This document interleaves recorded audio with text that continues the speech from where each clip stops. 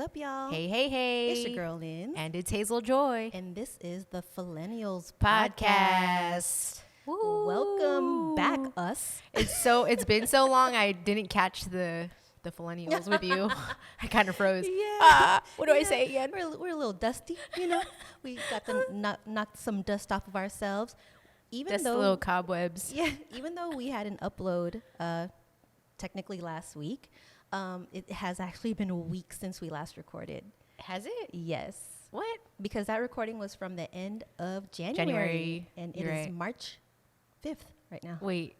Damn. It feels like 2 months, though, that we've been out of here. Might as well, because before our last recording, it had been like maybe 2 weeks since we last recorded. Yeah. Because it was the holidays and all that good stuff.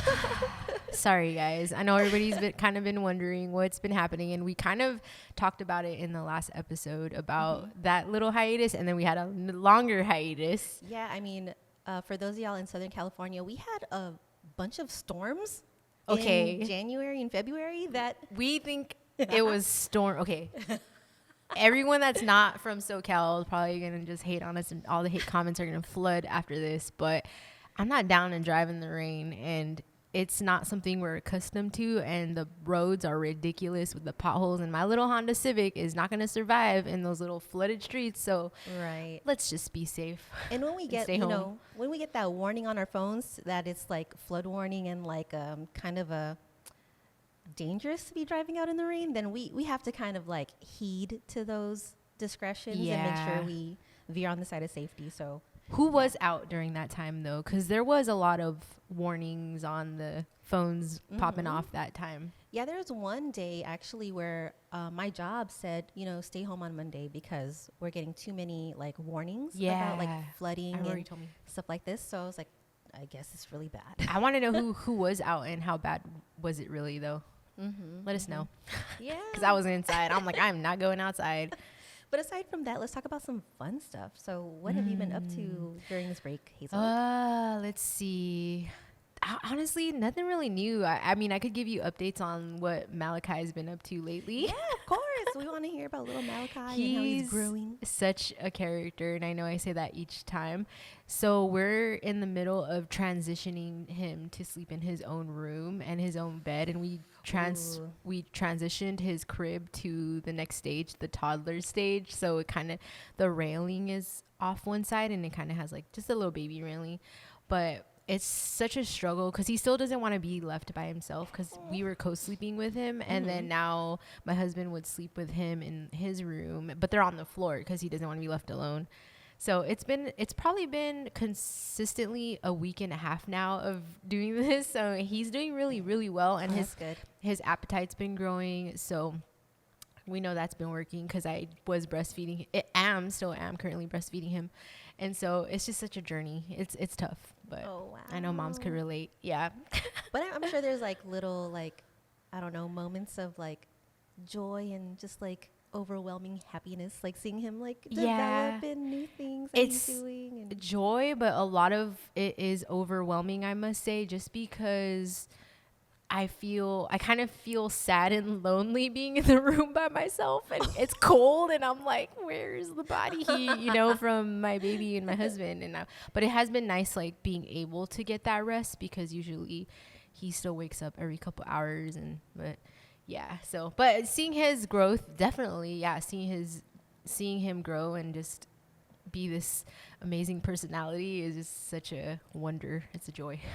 So me and Jess, who was our co-host during for Thanks for the Unlabor show, we hung out with Hazel, and we brought our guys with us, and we were playing with Malachi during game night. Game night. He couldn't play the games, but he was like involved, and it was just so much fun. And he's so funny. You know what? He's not shy at all. Like the other day, JP's parents and his aunt was over, and then my mom was there, and he just like took the karaoke mic and was just, my mom played music and he was just singing. Like, that's his thing. Music is his thing. Like every instrument, every genre of music, whatever is playing, he's gonna dance, and he'll put on a show for you. He doesn't care. He'll take the mic and just be like slobbered all over the mic. Yeah. That's the Filipino in him. Yeah. Natural born entertainer. Yes. Another thing I've been up to, I wanted to talk about was I recently went to go see Pink Sweats. Tell us about the concert. Ooh, it was so good. The artist that opened up for him, I don't want to butcher his name. I think it was Solomon or something. It started with an S. He's like from London or something. He was really, really good too. But yeah, so Pink Sweats came out and just killed it with the vocals, man. He's one of my favorite artists. Me and my husband love Pink Sweats, but I was not like surprised, I guess, because he is a really talented artist, but it was just like amazing to hear it live. Yeah. And what's cool is during the show, he was calling out like, oh, are there any couples out there? And then it led to him calling out this one guy. And he's like, is there a king out there? I guess that's his name. And then the guy proposed to his girlfriend at the show. That was really cool to witness. Oh my gosh, how romantic. It was super romantic. It was super romantic vibes. I don't know how I feel about public proposals, like that public. Me personally, seeing someone propose out in the open in front of like millions of strangers, I think it's romantic. But if that were to happen to me, I don't know how I'd feel.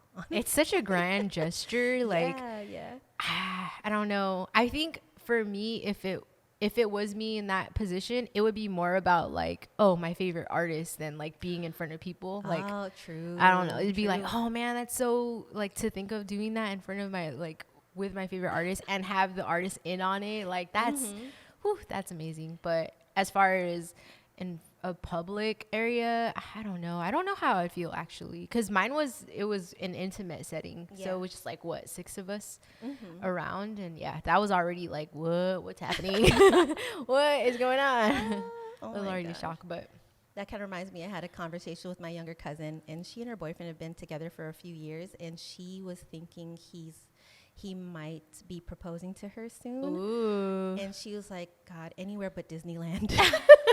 Disney in front of the castle. Is she not a big Disney fan? She's just like, it's overdone. It's just overdone. It's cliche. Like, Disney's cool. Disney's nice. Disney adults. Yeah. Oh, Disney adults. You know what? Today, Disney annual passes went on sale again. And I was looking at it as if I could afford it. I'm like, because I had it last year and I like missed it. And then like I was like, oh, I miss it. But I was like, nope, can't do it this time.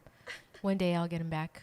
Yeah, no, me and my guy, we kind of wanted to, like maybe 2 years ago, because I had gone for the first time for my birthday in like 2021, I think. Oh yeah, a lot of new And I things. was like, oh my gosh, like I don't know what I was missing out on. Like, why did I wait so long to go to Disneyland? And so after I was like, oh, let's get passes, and then we passed on it because it was so expensive, and they raised it up too. Oh, like no. Over $100, I think, each ticket. So the tier that I could probably afford would be like not worth it at all then. Because I probably would only have to be able to go like between Monday and Thursday or they something. Do have like monthlies too. Like really? Damn. I don't know if they're sold out now because it's like the end of the day, and I know how like fast they sell. But that's true. But I got on there just to see, and I was like, because I think they went on at like 8 or 9 a.m. and I just went on, I'm like, oh yeah, they went on sale today around afternoon. I was like, oh yeah, and the queue wasn't long at all. Like I was like waiting for like a minute or two, and it like took me in right away. So I was like, oh, probably everybody like got their tickets already. And then I think the lowest tier already sold out because it wasn't even showing anymore. Wow. But yeah, I was just kind of like looking at the prices and stuff. I'm like, yeah, they raised it. But you know what? It's okay that like you don't go every once in a while, because it kind of brings that element of surprise. Like, oh, what's new, you know? True. Because you kind of overdo it. But I will say it is fun to experience having a pass at least like once in your life. Like if you're a SoCal resident, I think it's worth it, at least experiencing. Yeah. Like once in a while. Maybe. I think for people that like don't have like the conventional Monday through Friday type of work week, if they were to get the low tier, which restricts a bunch of Saturdays, then it would be fine for them, because it's like, oh, my days off are Tuesday and Wednesday anyway. So because so for me now, the Monday through Friday, the lower tier would work for me, but my husband can't because he has busy during the week. So like his schedule would be Saturday, Sunday. So it would be tough for him to go. But yeah, but anyways, Disney, just make it affordable, period, for everybody. Well, because they don't want that many people like to be showing up. Oh, why make it the happiest place on earth if you don't want everybody there? People do still show up though. Yeah. Oh, true. Well, you know what? I like Disney, but not as much as I like the casino. Hey, she's a gambler. This past weekend, I went to the Yamava Casino for the first time. And Yamava? Yeah, Yamava. For those of y'all that don't know, it's a casino in San Bernardino, California. Ooh. It was the San Manuel Casino, and they had changed it to Yamava maybe like 2 years ago. Mm-hmm. And it's owned by the same tribe that runs the Palms Casino in Vegas. Oh. So me and my boyfriend, we went for my first time, his second time over the weekend, and man, that casino is huge. Is it? It's 2 floors, and it's like still decked out for like Lunar New Year decorations. Ooh. So there's dragons. Year of the Dragon. Yeah, I'm Year of the Dragon. Oh, nice. Mm-hmm. One of my cousins is too. Oh, shit. Oh, you guys have that personality. What's that mean? That like fire breathing personality. You gotta explain yourself now. You know what? I don't know. It like Chinese zodiac signs, it's kind of hard to see the traits in people as easily as it is for like the traditional zodiac signs, where you can kind of like point out the traits a little bit easier. Mm-hmm. I think I'm the sign of the dog, or the year of the dog, and I just remember it being like, oh, loyalty and like fun loving and stuff like that. But that makes sense. For dragons, I'm not exactly sure. Confidence. Should we do that for another episode one of these days? Yeah, let's do that. Dive into astrology and Chinese astrology. Either you love zodiacs. it or you hate it. Yeah, there's some people that are like, I don't believe in that stuff. That's so dumb. I think what was really fun growing up would be looking in the magazines at the back of them, and then it would be like, oh, your zodiac sign, and that little blurb of what's gonna happen or what's going on. Right, exactly. Like, oh, the stars align for you to like reach your goals this week. Like, just the most generic. You know what? I don't get that deep into it, but I like think it's really fun. But I don't know, like, what is it called? Like your moon and your rising. And, I don't really get that deep into it. Sun. Yeah, see, I don't get that deep into it. I did it. I pulled up my chart on like a free website, and I found out my sun, moon, and my rising. Oh, okay. So sun sign is what we're all familiar with, like your actual birth date sign. Right. So mine is Sagittarius. You're Gemini. Gemini.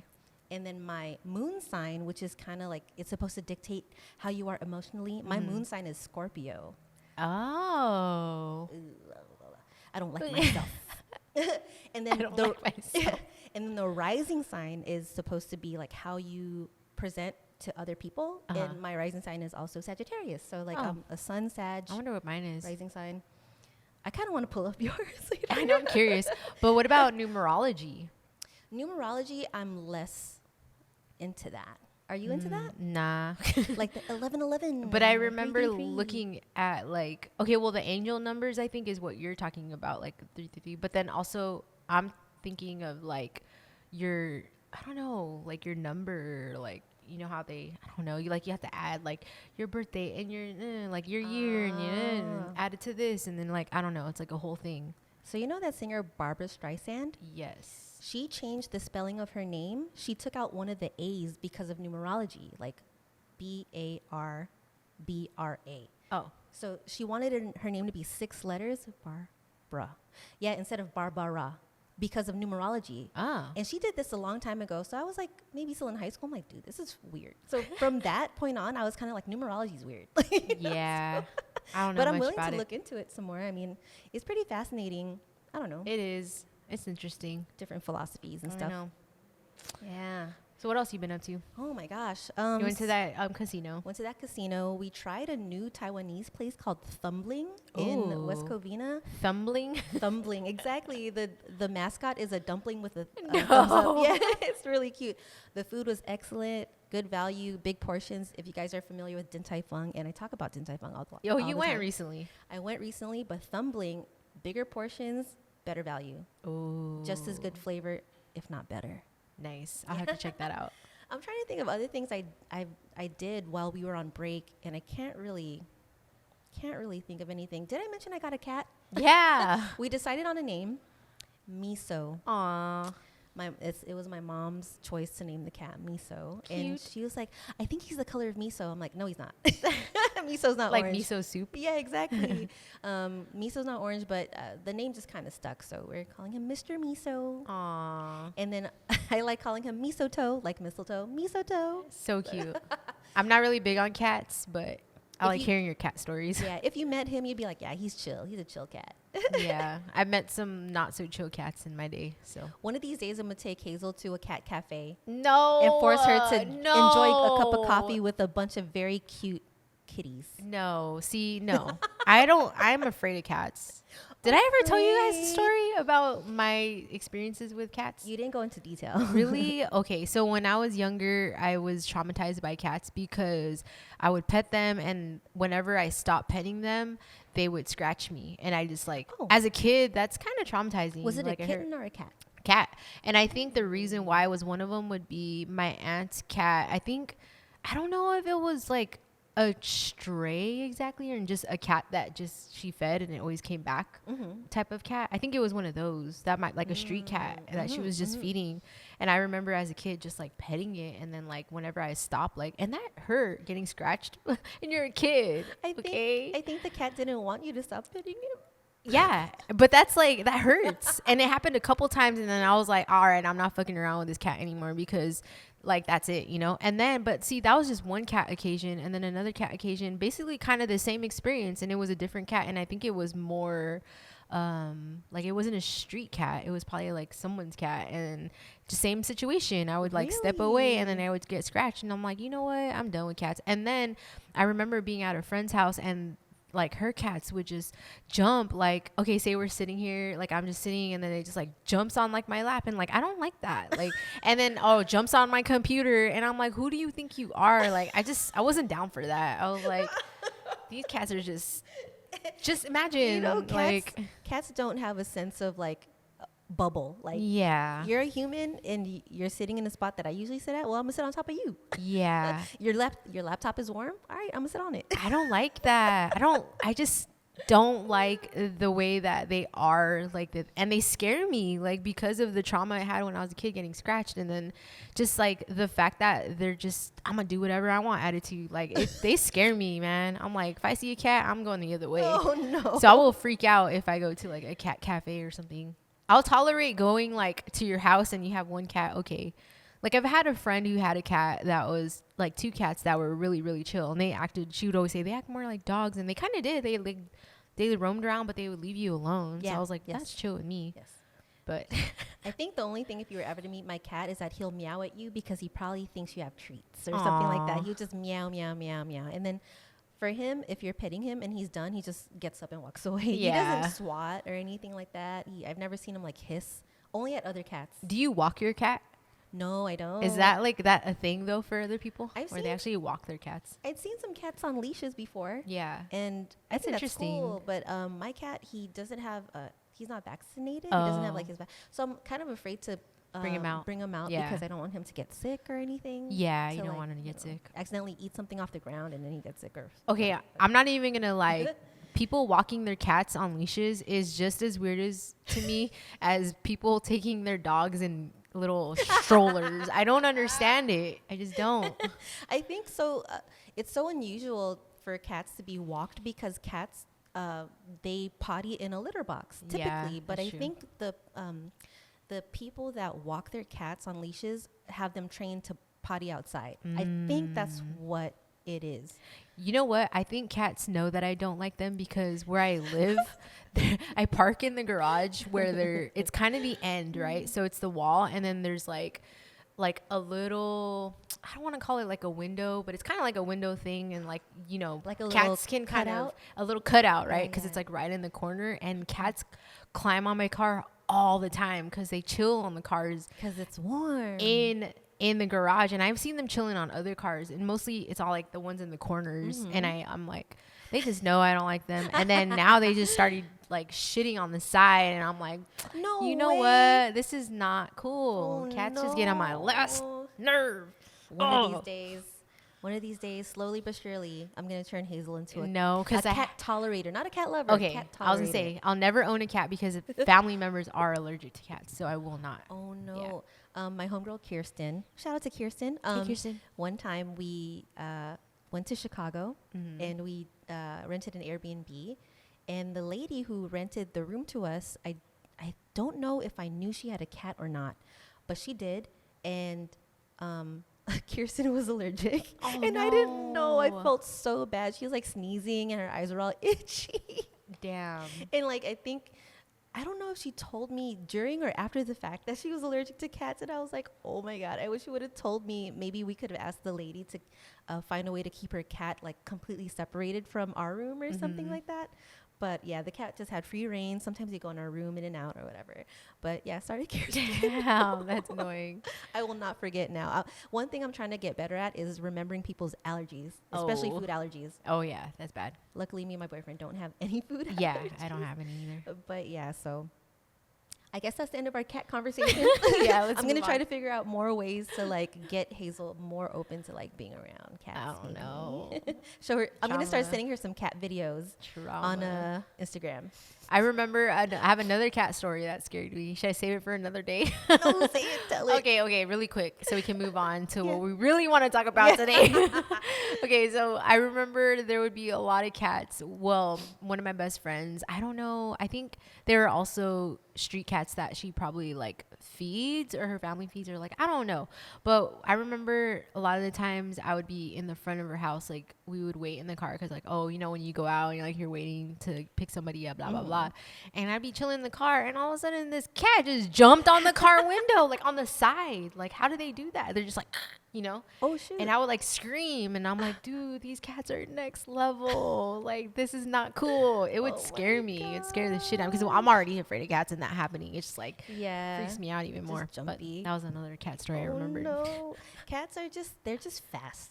And they are pretty like aerodynamic compared to dogs. Like they can jump really high. That's true. Yeah, they can jump like on walls and those ledges at your garage that you're talking about. So yeah, so my bad. It decided to jump and like latch itself onto your window at that time. Exactly. Crazy critters. Oh my gosh. Well, you know who's also agile and aerodynamic? Who, Usher? That was a terrible segue. Like, cats, Usher. So, okay. Super Bowl happened, right? Yeah. And I know we've we're been late, but dying. Yeah. We've been dying to talk about the halftime show because duh, Usher is my favorite. We've been to, so I went to my Thanks for the horns. Was that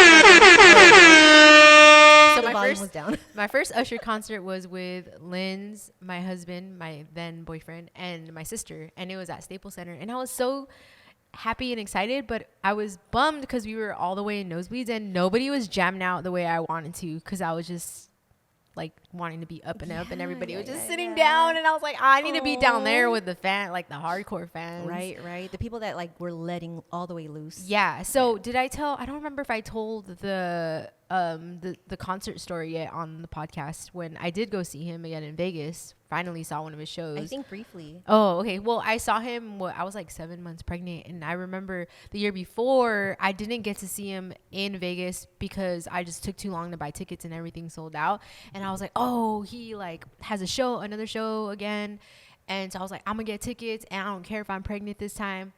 And it was so fun. It was definitely a different experience compared to that Staples Center show just because we weren't so far up. Like I got pretty decent tickets. I was like right behind the DJ and like Usher was like super close. Like it was like a row in front of me and then the DJ and then him. There's like a runway. Because he ran up down. And like, he like danced. So that was a really intimate show and it was good. It was really, really fun. And then when I found out, he was doing the halftime, I was like, I don't even watch football. So for me, that was my football, like watching Usher. And yeah, that was the time for sure. Man, when I found out that Usher was going to be doing the halftime special, I was like, okay, how do I stream this? Because I got rid of cable years ago. Yeah. And luckily it was streaming on Paramount Plus. And I'm like, yes, I have that channel. Hell yeah. So I was like literally sitting there just like waiting, stalking. I just kept checking. Like I was in my living room. Like I wasn't watching football at all. I don't care about football. I don't either. And I just kept checking because I even Googled, like when does the Super Bowl like have their halftime show? They're like, between 90 minutes to 2 hours from the start. I'm like, okay, so after 90 minutes or like after like maybe check in. An hour. I just kept checking.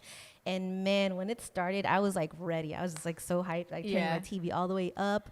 Were you dancing in your living room? I was more like on the edge of my seat, just like. Yeah, I was doing that too. And then I was like putting my hands up like, yeah. So I don't know. Should we talk about his set list? Yeah. It was pretty awesome. Yeah. And I knew he was gonna open with "Caught Up" because that's my jam. Classic. And it's like such a hype like song to like get you going. It's so awesome. Oh my god. I wish I rewatched it earlier today. I didn't get to rewatch it again today. Trying to remember. But I do remember getting really hyped as like the show went on. And yeah, there were some things that did surprise me too. Kind of like, for example, I'm going to skip a couple songs because I know well, he did "Caught Up," "You Don't Have to Call," "Superstar." That's my favorite song. You don't have to call. It's okay, girl. I'ma be alright tonight. Superstar, but Loving This Club. Okay, so when Alicia Keys came on, yes, like I was kind of like, okay, I know she has a song with him, but I was surprised that she sang her song. Right. Yes. Yeah. Yes. And it was kind of like, it threw me off because like, I mean, she's okay. Like I don't like hate her, but it's just kind of like, I want more Usher. It's his moment. Yeah. Alicia. Yeah. She looked beautiful. She did. But she did crack. Her voice cracked. Oh, I didn't even notice that. Did she? Her voice cracked, and when the NFL uploaded the a halftime special on YouTube, on their YouTube channel, they fixed her vocal, so they smoothed it out, so the crack was gone. Was it bad though? Because I didn't even notice it. Oh, it was bad. Those y'all that actually warm up. Yeah, and I bet you if you I know it's floating around the internet, people are like reposting it. You know what? The crack is bad. Okay, even if it was bad, I don't care that it was. You know what I appreciate? If it was live. Oh yeah. Yeah. Oh, I'd rather hear a cracked voice, and like we're all human. Maybe she was just having an off day. I think she might have been like cheering while she was watching the game for the first half. You know what I mean? Okay, can we talk about the Swizz, like Swizz Beatz? Yeah, like everyone hating because of the way Usher was hugging her. But Usher's a showman. Yeah, he's a showman. I mean, do we expect anything less from Usher? Absolutely not. Exactly. And Swizz Beatz understood the assignment. But it looked more endearing to me than like it was cute. He wasn't like romantic grinding on her. Yeah. He was like doing his like. It was just more like, oh, we're longtime friends. Yeah, and, body roll, and he had his hand on her hip or in her waist or whatever. But it was cute. It wasn't vulgar or like sexual or anything like that. Don't leave your girl around me. True player for real. That's my guy for real. I can't say that word. But yeah, no. I didn't expect him to do so many slow songs, but I'm glad he did because all of his songs that he performed were hits. Yeah. Like bona fide hits. So yeah. He had to do the hits though. Yeah. Had to. And I think I didn't hear too much negative feedback on it. Like to me, I heard all positive, but I can see why people had high expectations and probably were like, oh, like that's it. But it's like, that, of course that's it. You have such a short time frame to fit all the hits in that, Right. If I had like maybe one critique at the time when I was watching it, I was like, man, he's really running through like these love songs really fast. And in my head, I was like, he could have just left a few out. But he could have. After rewatching it, I was like, I see what he was trying to do. I mean, it was like an ode to his. Yeah. It was basically a discography of like his number one hits. Exactly. So it made sense after I watched it and I, took some time to think about it. When he got on the skates, because I knew he was going to come out on skates. Like, of course. Yeah. I just was like, it looked like he almost fell though at like the end of, who was he with? So Will.i.am at that part, at the end of that during part. OMG, and I'm so happy they did that song. I love that song. A lot of people don't like OMG, I didn't even like recognize who that was though. Yeah, he was wearing like a weird like helmet. Yeah. Goggle helmet. He was wearing the Vision Pro, I think, maybe. But yeah, I think Usher, he tried to slide in between his legs while doing the splits and he couldn't get up at like right away. At the end of it, I thought he was about to fall or like he saved himself from falling almost. I don't know if anyone caught that. When did JD come out? Oh my gosh, he came out was it right before Lil Jon? Right before Lil Jon, I think, because it was OMG and then Turn Down for What? Lil Jon came out. All the millennials were vibing because I was like, like all this stuff in the club. Yeah. Like, Yeah, I was getting hyped. Yeah, when Lil Turn Down Jon for What up. came on, I was like, it was so appropriate because Little John, they're in Vegas, and Little John, he has his residency too at like a pool party on the strip somewhere. And I know that Turn Down for What is like the #1 most requested song of his, probably. So when that song came on, I was like, oh, that's awesome. That's Yeah. yeah, but I think JD came out sometime before that. I think JD came out. Shoot, I felt like he came out during a fast song. I can't get over his outfit though. Like, come on. What was that? It was like the little frilly socks that I wore when I was a little girl. Somebody was like, JD came out looking like Wednesday Addams. Yeah. His shorts and a blazer. Shorts, blazer, like a tuxedo blazer Yeah. with like some that shorts. was not whoever his stylist was for that night.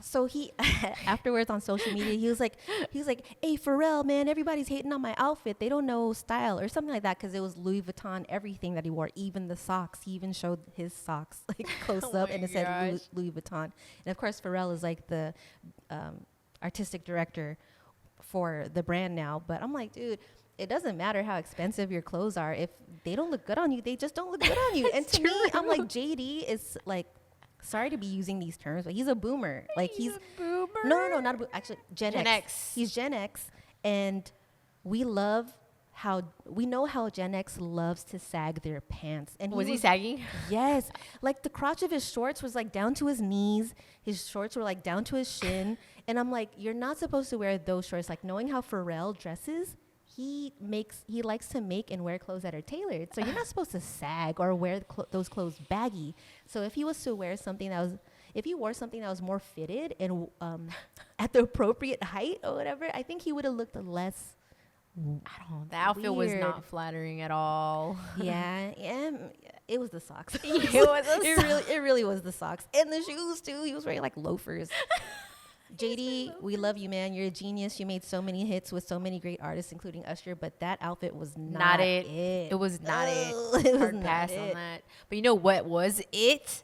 One of my favorite parts was her. Her came out. Killed it. She's a rock star. Listen, I thought that was Northwest. I'm when getting- she came out.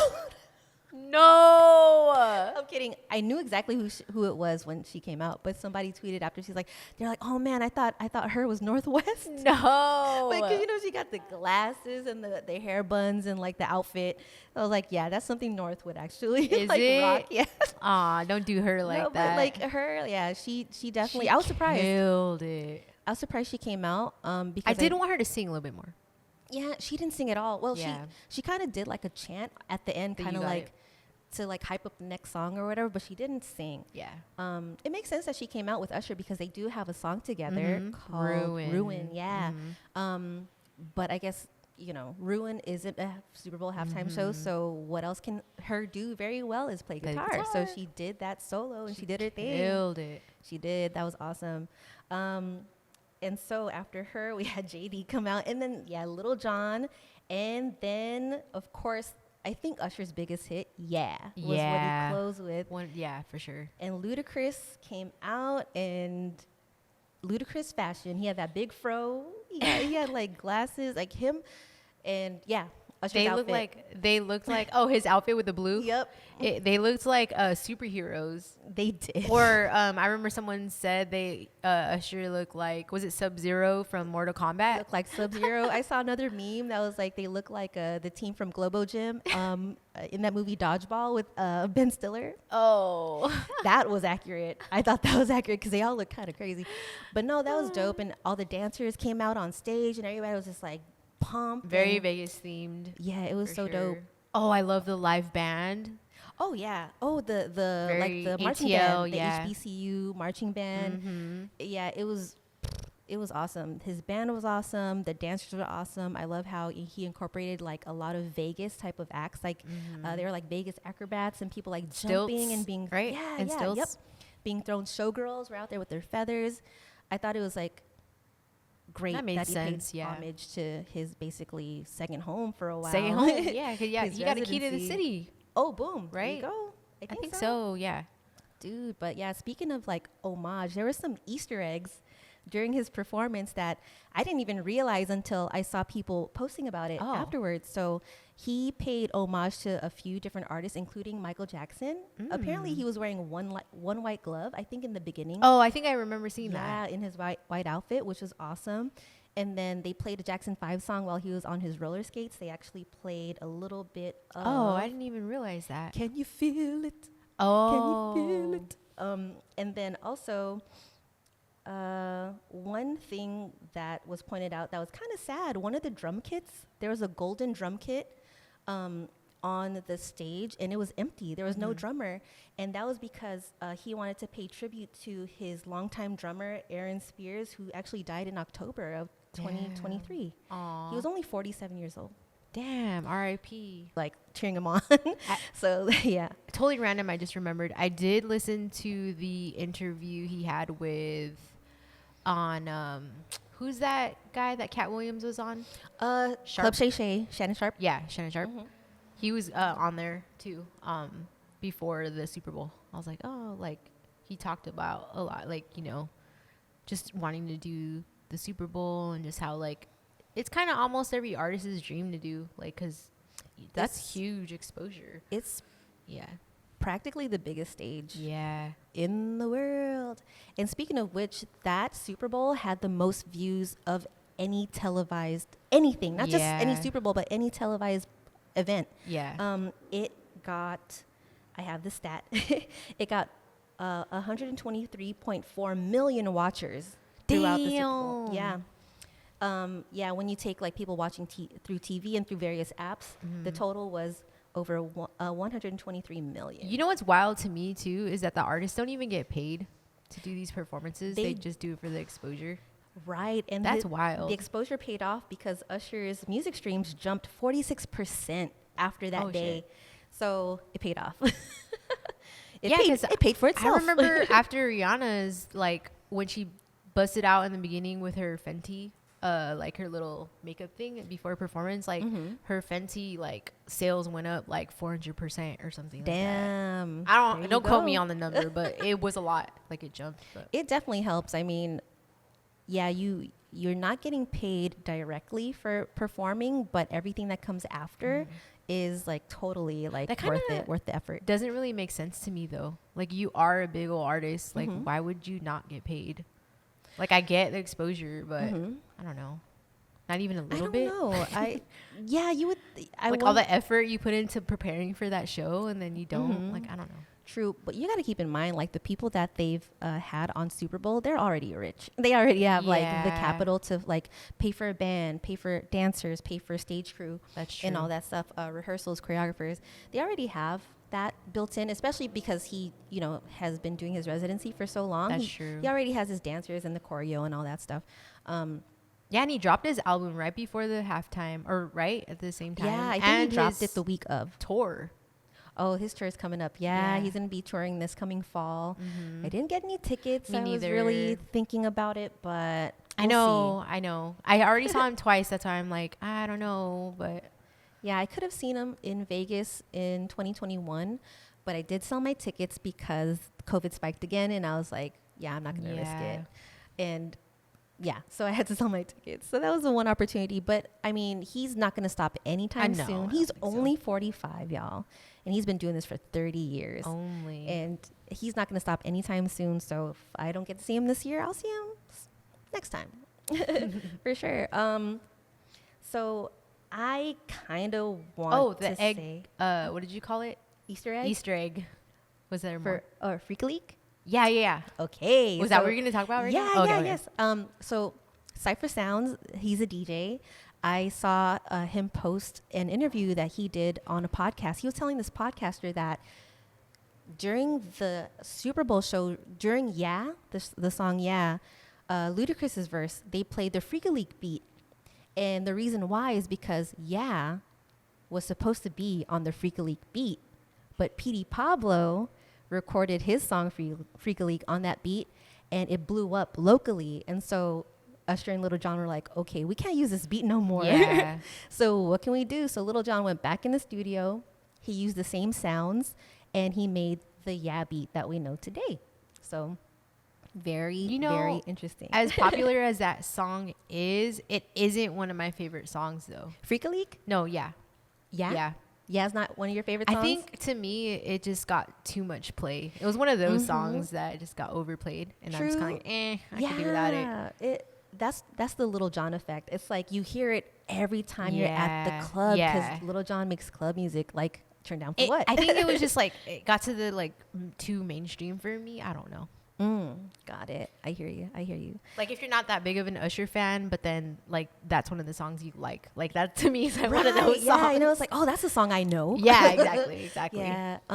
So I was talking to my coworker about this right after, like, the Monday after Super Bowl, and he was like, so maybe I've been like not like into mainstream music for a while, but is Usher really that poppin' still? And I'm like, dude, Usher's the king of R&B. Yeah. Usher is the king of R&B. And not only that, I pulled up a post of all of Usher's accolades, and I'm just going to run them down for you because y'all don't know how big of a deal this guy is. Or you guys, some people just want to deny that he's a big deal.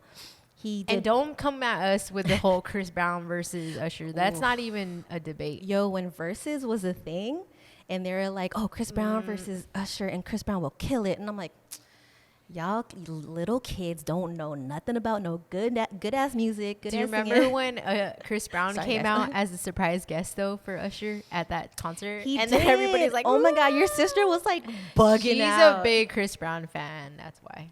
I mean, I don't blame him. He has hits. He's talented, but he's no Usher. Yeah, agree. Okay, let's end the show with this because we want to leave you with some good Usher. Some more Usher stats. All right. Stats. Usher accolades: one Super Bowl halftime show, 8 Grammy Awards, 9 #1 singles, 18 top 10 singles, 4 #1 albums, 8 top 10 albums, 53 Billboard Hot 100 songs, 1 diamond albums for Confessions, 2 multi-platinum albums for My Way and 8701, such a good album, 2 platinum albums, Here I Stand and Raymond vs. Raymond, and 1 NBA championship because he was part owner of the Cavs when they won in 2016. Ooh. So how about that? How many singers you know have an NBA championship? I was trying to find the... Boom. So that's a quick rundown on why we think Usher is the king of R&B. Boom. And there you have it. Yeah. So, let us know your thoughts. You can find us on Instagram, TikTok, on our YouTube. Definitely leave a comment. Let us know what you think about Usher's halftime performance and his music in general and his entire career. Like, what was your favorite song? Favorite part of that halftime, and what was your least favorite part? Right. And let us know if you like cats. No. Yeah. All right. Well, that wraps it up for this episode. All right. Hope you guys had fun. We'll catch you on the next one. Peace. Bye.